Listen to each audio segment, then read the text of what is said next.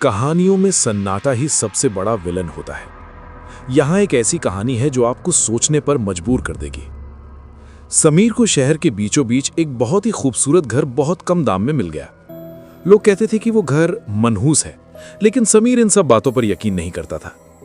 समीर गहरी नींद में था, तभी उसे रसोई से बर्तन गिरने की आवाज आई। जब वो वहां पहुंचा तो सारे बर्तन अपनी जगह पर थे, लेकिन फर्श पर गीले पैरों के निशान बने हुए थे, जैसे कोई अभी अभी नहा कर निकला हो।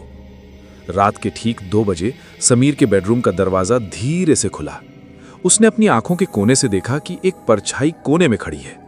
उसने लाइट जलाई तो वहां कोई नहीं था, लेकिन दीवार पर टंगी उसकी और उसके परिवार की तस्वीर पर लाल रंग से एक्स का निशान बना हुआ था। समीर ने तय किया कि वो आज रात नहीं सोएगा।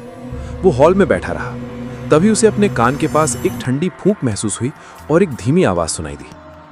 तुम मेरी कुर्सी पर बैठे हो। समीर उछलकर खड़ा हो गया। उसने देखा कि जिस सोफे पर वो बैठा था वो अपने आप तेजी से हिलने लगा। घर की सारी लाइटें एक साथ जलने बुझने लगी। वो भागकर मुख्य दरवाजे की तरफ गया, लेकिन दरवाजा बाहर से नहीं बल्कि अंदर से बंद था, जैसे कोई उसे जाने नहीं देना चाहता था। समीर ने खिड़की से बाहर झांका तो उसे अपनी ही कार की खिड़की के शीशे ने वही परछाई दिखी। वो परछाई उसकी अपनी नहीं थी, बल्कि उस घर के पुराने मालिक की थी, जो सालों पहले गायब हो गया था। तभी उसे एहसास हुआ वो घर खाली नहीं था, वो घर एक जाल था और अब समीर उसका अगला हिस्सा बनने वाला था। आगे क्या हुआ? समीर का दिल जोरों से धड़क रहा था। उसने पूरी ताकत लगाकर दरवाजा खोलने की कोशिश की, लेकिन वो टस से मस नहीं हुआ। पीछे से वही ठंडी आवाज फिर आई, इस बार और करीब। मेहमान इतनी जल्दी नहीं जाते। समीर ने हिम्मत जुटाई और अपनी जेब से मोबाइल निकाला ताकि टॉर्च जला सके, लेकिन फोन की स्क्रीन पर उसकी अपनी फोटो की जगह उस बूढ़े आदमी की लाश दिख रही थी। अचानक घर की छत से काला पानी टपकने लगा। समीर ने ऊपर देखा तो उसकी चीख निकल गई।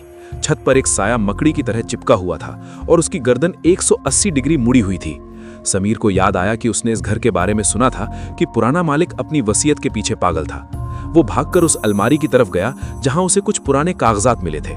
उसने देखा कि अलमारी के पीछे एक छोटा सा मंदिर बना था जो धूल से ढका हुआ था। जैसे ही समीर ने उस मंदिर के पास रखा दिया जलाया, पूरे घर में एक भयानक चीख गूंजी। वो परछाई आग की लपटों की तरह फड़फड़ाने लगी। समीर को लगा जैसे कोई उसे पीछे खींच रहा है, लेकिन उसने हार नहीं मानी और जोर जोर से प्रार्थना करने लगा। अचानक सब कुछ शांत हो गया। सूरज की पहली किरण खिड़की से अंदर आई। समीर ने देखा कि दरवाजा अब खुला हुआ था। वो बिना पीछे मुड़े अपने फोन और चाबियां छोड़कर बाहर भागा। हफ्तों बाद समीर ने शहर छोड़ दिया। एक दिन उसने अखबार में देखा कि उसी घर में एक नया परिवार रहने आया है। फोटो में वो परिवार घर के बाहर खड़ा मुस्कुरा रहा था, लेकिन जब समीर ने गौर से देखा तो घर की ऊपर वाली खिड़की के पीछे एक चेहरा नजर आ रहा था। वो चेहरा समीर का था। असली समीर आज भी उस घर की कैद में था, और जो बाहर निकला था वो कुछ और ही था।